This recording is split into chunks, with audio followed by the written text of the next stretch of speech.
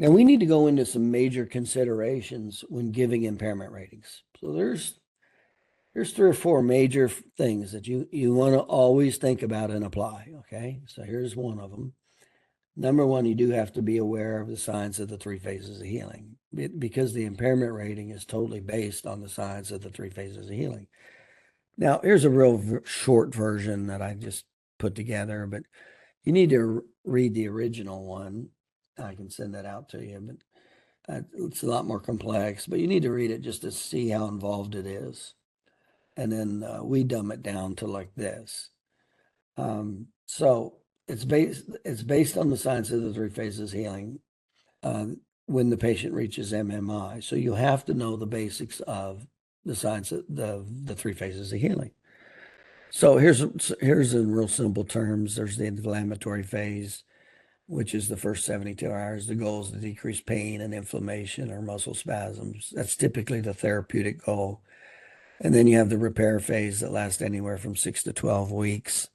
The regenerative peripheral nerves have lower firing threshold. The hyperinnervation, reinnervation occurs. That's where there's an increase in the number of regenerative peripheral nerves. And the regenerative peripheral nerves can become trapped in the type 3 collagen matrix. And so the clinical goal is to increase all three ranges of motion: active, passive, and joint motion. So this is a very short version of the science of the three phases of healing. But this is what we're paying attention to clinically. So these are the sources of pain when the patient heals wrong. And we're trying to affect the collagen to not only help decrease the regenerative nerves from getting trapped. So that's the repair phase, and then it goes to the remodel phase. That lasts anywhere from 3 to 12 months. So there's type 3 collagen that replaces the type 1 collagen you're born with. It's not as strong. It's only 70% as strong and only 70% as elastic. So the clinical goal there is to increase the tissue strength, elasticity, and mobility.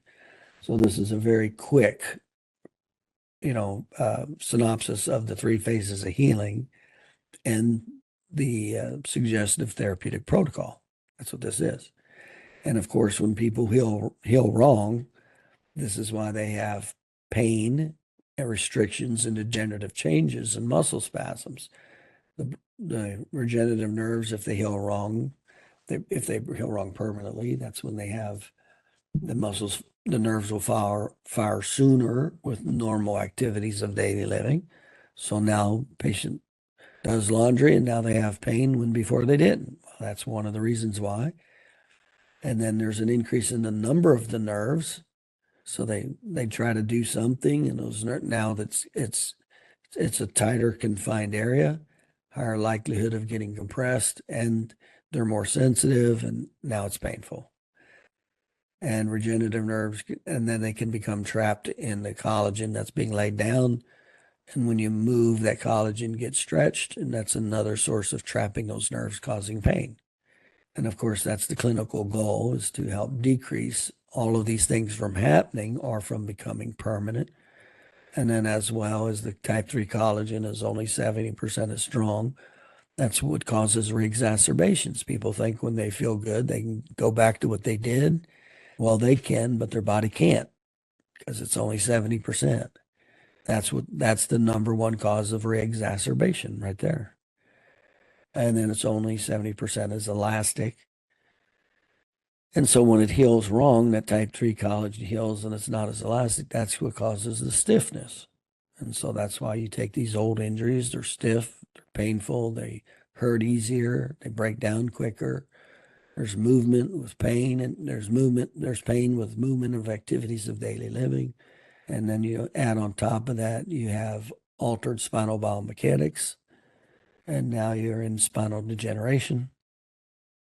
And all of those abnormal motions now start to affect sensory, motor, muscles firing aberrantly, spasms, and it's quickly on a downhill path. And that's the number one leading cause to osteoarthritis, the number one disability in the United States that 1 in 5 people have.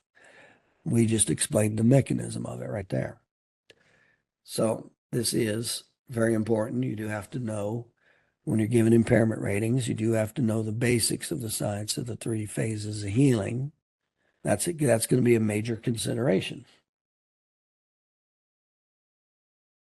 Matter of fact, the guide says you're not even supposed to give an impairment rating until they've reached MMI. And MMI is after they've gone through all 3 phases of healing.